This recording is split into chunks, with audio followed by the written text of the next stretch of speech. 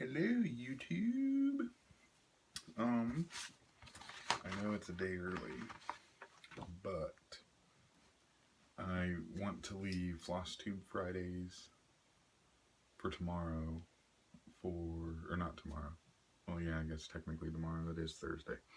I want to leave that for like whips and all of that kind of stuff. So today I want to do a tag. I didn't realize when I did my first Flosstube video that there was even these tags available. So I want to do these. I want to do two of them today because in my eyes they both kind of go together. So I got the papers here. The first one is Know Your Needle Worker. And then the second one is Confessions of a Cross Stitcher. So for me, they kind of both go hand in hand almost, or at least that's how I'm interpreting it. Oh, my phone's up there. Shoot. I forgot that I used my phone. So I need to get my computer here because I can't remember her name. That's how my brain works, I guess. Oh, Lord, let's see here.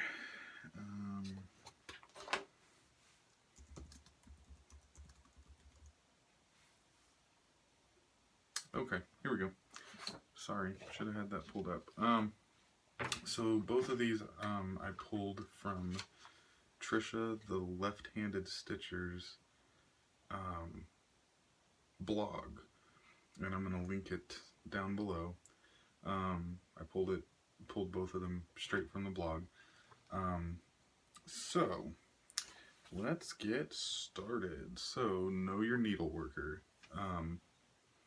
So first question, where do you live? I live in basically Kansas City, Missouri. Anybody that's familiar with Kansas City's metropolitan kind of straddles both the Kansas side of things and the Missouri side of things. So I live on the Missouri side. And then there's also like a north and a south on both sides. So I live basically north Kansas City, and where the kind of dividing line is the Missouri River kind of cuts through the Missouri side, and then as far as I know, it kind of links in with or kind of goes up, whatever. Little geography lesson, whatever. So I live in Kansas City, Missouri. And then I work in Johnson County, Kansas, which is part of the Kansas City metropolitan area, which leads me to question 2. What do you do for a living? I kind of manage. I wouldn't necessarily say I'm a manager or a supervisor, because I'm not. But I kind of run a group home for adults with disabilities. I love it. I've been doing it for a little over 3 years, and I've been at the same agency for almost 3 years. It'll be 3 years in August. Do you have any children? No. I want kids. I have baby fever. But I need to wait till things in personal life kind of settle down, whatever. Do you have any pets? Yes. I have 2 dogs, a Pomeranian and a black lab mix. I don't know what he's mixed with, but he's very lean. He kind of looks like a Greyhound, that's what I'm thinking. So very kind of broad chest, and then it gets very skinny at the back end. And it's Ozzy is the Pomeranian, and Milo is the Black Lab. What are your other hobbies besides stitching? So, I kind of consider this stitching, but I'm not 100% sure that everybody does. I do crochet, so I crochet a lot of things. And then I also kind of dabble in jewelry making. So I've made a few things for jewelry. And then stitching, I do anything from plastic canvas all the way up to, I've done sewing with a sewing machine, made some clothes. I do want to get into quilting. I've been watching a lot of videos on quilting, as well as, of course, Flosstube. Other than that, I kind of watch a lot of Netflix. Excuse me. What is your favorite movie? Oh, God. That kind of changes all the time. I'm such a big movie buff because of Netflix. I would have to say all-time favorite movie. Oh, Lord. I can't really say. Because I liked all of the Harry Potter. I liked all of the Twilight series movies. I liked all of the Sister Act with Whoopi Goldberg. Those are hilarious. I love those. I watched those as a kid. And when I say kid, I think I was like 13, maybe. I don't know. Ooh, and then Hocus Pocus.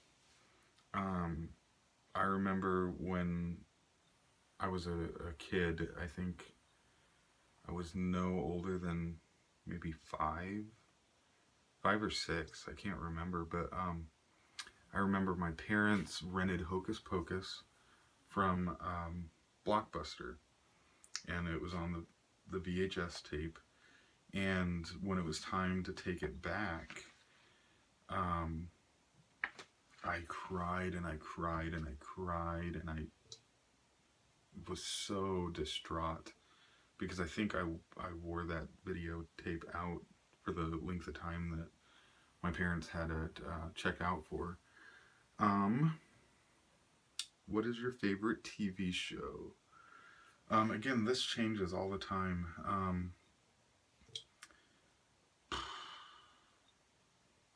I watch a lot of them on Netflix.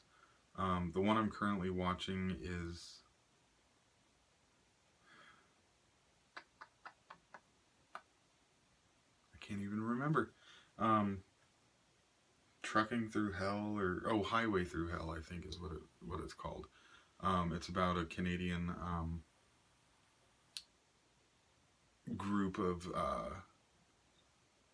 heavy rescue towers, like tow companies. It used to be just one company. Now they kind of feature, I think, 3 or 4 companies that go on the Canadian highways through the mountains and stuff. And they rescue big rigs and all sorts of things. So, kind of watching that. I like the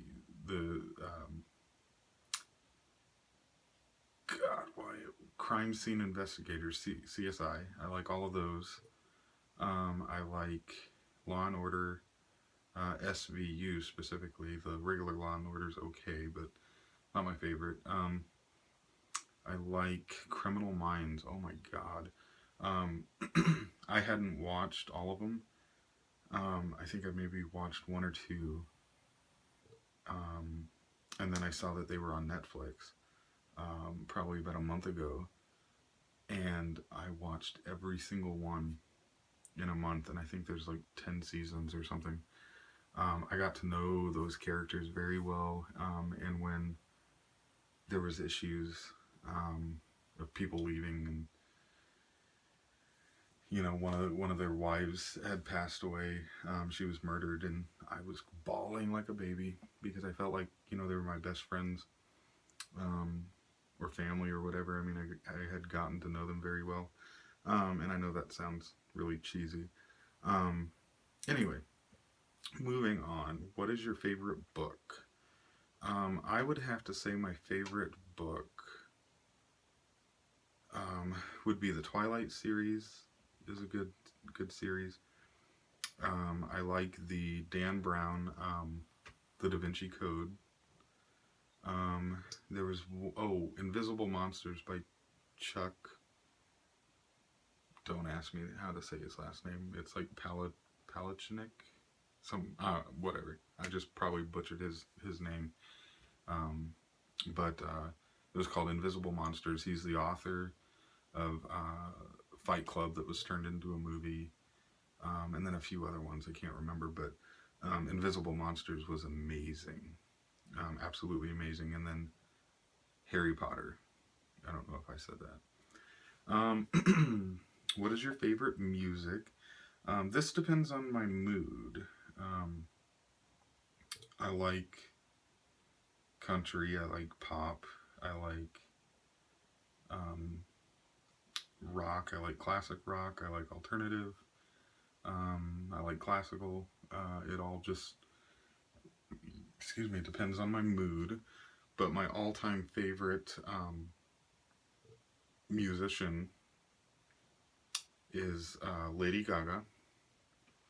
And then I really like the Beatles. Really love the Beatles. What one word best describes you? Crazy. I'm a little crazy at times. I have a lot of things going on at work, but I'm very organized in my thought process.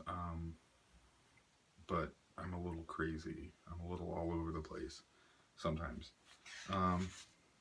That ends Know Your Stitcher. So now moving on to Confessions of a Cross-Stitcher tag. Do you just cross-stitch or do specialty stitches too? I'd say I do both. I do cross-stitch and specialty stitches. There is a piece that I had started, but I was sleepy or something. I don't know what the excuse is, but when I bought the fabric for it from Hobby Lobby, I didn't ensure that the fabric was big enough, and it's for the black work pattern. I'm sure a lot of you know that pattern. Beautiful pattern, but when I started stitching, I was trying to do like the outline all the way across. Well, that was fine, but then when I started going down, the fabric wasn't long enough. So I had to stop because I don't want to do just half of it or whatever. I want to do the whole thing. So I need to buy new fabric for it and actually do it. Whole stitches, half stitches, and quarter stitches. I would say whole stitches. I'm not a huge fan of half stitches or quarter stitches. When I do half stitches or quarter stitches, they look a little funky to me. I don't know. I see other people doing it and it looks fine, but when I do it, I'm such a perfectionist that it kind of bothers me. And then it depends on what fabric you're using too. Like when I'm using Ada, I hate it. I hate those stitches. But I don't like those, so I'd say whole stitches. Half stitches are okay, because of course, it's just one half. The thing that gets me is a lot of times, if it's like on the outside of a piece, and you do it like that, then you have to do the quarter stitch right here. Otherwise, it looks like there's like a gap. So it depends on what the half stitch is for. and where it's located. French knots or beads in their place. I'd say both. Um, I'm actually kind of weird. I like doing French knots. They always come out perfect for me. So I like doing French knots. So I'd say both. Back stitch, is it a nemesis or a friend? For me, it's a friend. And again, it kind of depends on what fabric you're stitching on or what thread. I find that some pieces that call for one strand of DMC for back stitching, the back stitching can kind of get hidden in the regular stitches, because a lot of times it'll call for, you know, 2 or 3 strands for the regular stitches. So then when you're using the one strand, it's so thin and fine that sometimes it can get lost or buried in your piece. So I find I like to use like a pearl cotton, or I like to do like 2 strands for back stitches. And again, it all depends. A lot of times I'll test it out in a couple of areas and see how that fabric and stitches are gonna work with the back stitches. So I'd say it's a friend. Washed or unwashed? Now, I probably should have watched her video on this, but I don't know what she means. I haven't used any specialty threads or flosses like overdyes or anything that you have to wash to make sure that the dye is not going to come out. I've only used Krynic, DMC, what is it called? Light Effects, I think. And then, of course, DMC. I've never used anything else. I probably should, but I haven't. So those are all uncharted waters for me. If it means washed or unwashed for your pieces, definitely washed. A lot of times I'll leave them unwashed until I'm ready to, you know, frame them or whatever. But I'd definitely say washed on the pieces, because, you know, your hands get oils and whatever. Iron, or what's an iron? I definitely iron. I do know how to use an iron. I want to get an ironing board and put padding on it. I saw this on a video and I can't remember who suggested that. Oh God, I can see her. I can't remember. So I'll link her channel below. But I saw her video on finishing whips, and she talked about putting padding on your ironing board so you can iron the piece and it won't flatten the stitches. So I want to get that. Professionally framed, or do you do it yourself? I've done it myself. I've done a few pieces, small pieces for gifts and things, and I've framed them myself. The pieces that are for me, I haven't framed, but I would probably do it myself. It depends on the project. Like if I ever get a Mirabilia, I would probably get it professionally framed. My Wizard of Oz that I am working on right now,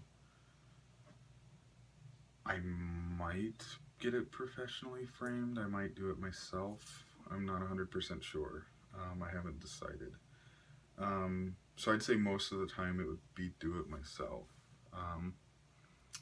Framed FFOs or other finishes? If other finishes, share what you have done. I don't have anything that I've done other ways. So basically just framed FFOs. I do want to make pillows, like the little smalls. I've been seeing a lot of people doing smalls like Becca's Land and several other YouTubers, Flosstubers, excuse me, that do the smalls, and they make them like these little pillows, and that looks so much fun. So I want to try that. Anyway, stickler for the pattern or creative muse? I would say creative muse most of the time. Sometimes I am a stickler for the pattern, so like my Wizard of Oz, I'm doing it exactly as it was charted, just because I've seen finished pictures of it and it looks amazing, so I don't want to mess it up. Things like the kits that I buy and then I re-kit, because in my opinion the fabric a lot of times and the flosses in kits are just junk. Those I do creative muse. I kind of run with it and do my own thing. Organized stitcher or ruler of chaos? I would say ruler of chaos. Yeah, definitely ruler of chaos. I'm not very organized when it comes to that. I think mostly because in my professional life I have to be very organized with, you know, paperwork and all sorts of other things. That I think when it comes to like stitching and other creative things, I just need to be creative, and I'm most creative when I get to be chaotic, so to speak. Planned or spontaneous? I would say most of the time spontaneous with my cross stitches. Sometimes I'll just find something on Etsy or Pinterest or Google search or whatever, and I'm like, you know what, I have to do that, and then I go buy the stuff. Process stitcher or project driven? Ooh, I don't know. I don't know what she means by that.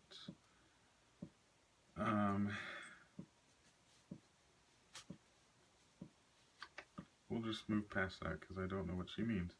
Should have watched the video. Whatever. That's what I get for not watching it. Impulse buyer or thoughtful purchaser? It depends. Mostly on the dollar amount. If it's more expensive, I'm a thoughtful purchaser. If it's cheap or cheap-ish, a lot of times I'll be an impulse buyer. But it really just depends. If you make a mistake, do you have to frog it out? Yes. For me, I have to frog it out. I'm a perfectionist when it comes to things, so it would drive me bonkers if I don't frog it out. Have I ever shown my own work? If not, would you like to one day? No, I actually have not shown my work, but I would like to eventually. Who do I stitch for? Well, I've stitched for friends, family, and then, myself and my husband. If you stitch gifts, are they delivered on time, or are they fashionably late? Gifts, a lot of times I don't have a specific plan in mind as to when it's going to be given. So a lot of times I'll just stitch it and whatever comes next, you know, whether it's a birthday or Father's Day, Mother's Day, or Christmas or whatever, then I'll give it. I will say one thing, well, I guess it's three. God, how long ago? 4 years ago, I think. I told my 3 younger siblings, so there's 5 of us total. I'm the oldest, and then we have a stepbrother, so 6, I guess, in total. my 3 youngest siblings, I told them at Christmas time, I think it was 4 years ago, that they were going to get an Afghan crocheted by me. And I included a little swatch of the Afghan and the colors that I was using and everything. Well, it was a bigger project than I had anticipated. Crocheting a Afghan is not as easy as it seems or looks. I got through the first one pretty easy. Got through the second one a little slower.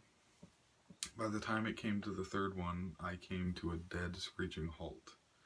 And it took me 4 years because I didn't want to give any of them the Afghan until I had all 3 done. So I finally got them done. They now have them.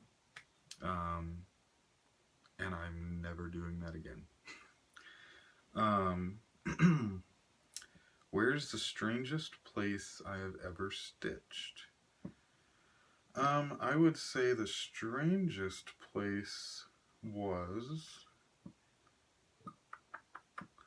I was at work. I had to take a client to a procedure. And while they were in the back getting the procedure done, I sat in the waiting room and stitched. Now, it's not really a strange place, but it was for me. And then, of course, I've stitched in the car, and that's just awkward because, you know, if you've got the cue snap, trying to hold it between you and the steering wheel, and it's just awkward. Is there any place on Earth that I would really like to stitch? Yes. I would say probably on the beach, like in Hawaii, California, or Florida would be amazing, or Virginia. Virginia Beach looks amazing. I would like to do that. That would be awesome. If I could only stitch one project monogamously for a year, which one would it be? Well, that would be my Wizard of Oz that I'm working on. I showed it in my first Flosstube video, and then I'm going to show it on Friday when I do my whip updates and all of that kind of stuff. So I would pick that one if I could only do one project a year. That would be the one. What is the amount of whips that I have had at, the most amount of whips that I've had at once? Probably something like 20 projects. I'm a serial starter, so I start a lot of things all the time, it seems like. Not recently, but sometimes I just get bored of something, so I'll start something else. How old is my oldest active whip? My oldest active whip would be probably about 2 years old, I would say. And it's the stocking with the teddy bear on the front. That's my oldest active whip at this point. Honestly, tell us about your stash. How many charts and kits do I have? Oh gosh. I probably have somewhere in the ballpark of like 20 magazines that have, I don't know, several charts in it. And then loose leaf charts or leaflets or PDF files or printed items. Oh god, probably at least 500 or more. Yeah. I mean, I haven't counted them, but I would have to guess or guesstimate somewhere between 300 and 500 different charts. And that's anywhere from itty bitty tiny little, you know, trinkets sized things all the way up to big ones like my Wizard of Oz. Truth. Oh, and then the kits. I buy a lot of kits, especially when they go on sale or clearance. So those are included in that, and I've bought several kits. Truth. Which designs or designers do I just not get?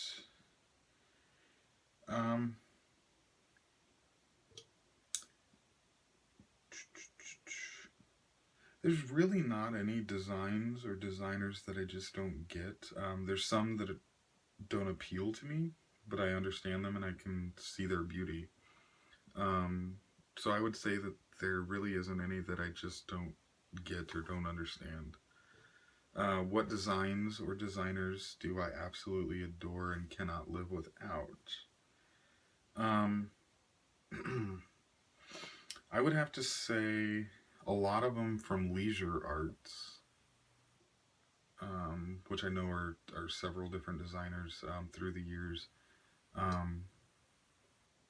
They've done some amazing things. And then Mirabilias. I don't own any Mirabilia patterns, but I'm hoping to buy 3 or 4 of them here soon, hopefully, within probably 6 months. So I would have to say, like, leisure arts, Mirabilia. I do like a lot of Prairie Schooler and Hade. And that's about it right now. That I just couldn't live without. Which is funny because I don't have any Hades. I don't have any Mirabilias. I might have one Prairie Schooler. I'm not sure. It might be a different designer. I can't remember. Because when I bought it, I went to Blue Springs to a stitch shop called CC and Company. They do framing, they do all sorts of different things, and they have a bunch of threads and flosses and charts and whatever. So I can't remember if it's a Prairie Schooler or not. I know I looked at several Prairie Schoolers when I was there. Anyway, moving on. How many hours a week do I devote to stitching? Well, there's not really a set number. It just depends. A lot of times I'll take it to work with me and I'll stitch when the residents at the house that I work at are doing their art projects or watching their TV programs or whatever. When I'm, kind of spending quality time with them, I'll stitch, and they love seeing different things that I'm doing. I am on a desert island. Resources are scarce. There are 4 options available to me. I can have chocolate. I could have coffee. I could have Mr. Darcy, as played by Colin Firth, or stitching. And I can only pick 2. I would say stitching and coffee. I would have to have stitching and coffee. Does your significant other really know how much you spend on your craft, your stitching? Yes, I would say so. We have a shared bank account, and we always have, and so I don't hide anything. A lot of times, like on one of the questions, it asked if I was spontaneous or splurge. What was it? Splurge shopper, whatever. Impulse buyer. That's what it was. A lot of times, if it's more expensive, we'll talk about it and then make a decision based on what we need to pay for, what bills, and then how much money we have. So, that is it. I am so sorry for the long video, but I wanted to do both of them because it seemed only right, in my opinion. So, until tomorrow when I show my whips, stay tuned, subscribe, like, comment, rate, share. Thank you so much. I can't say it enough.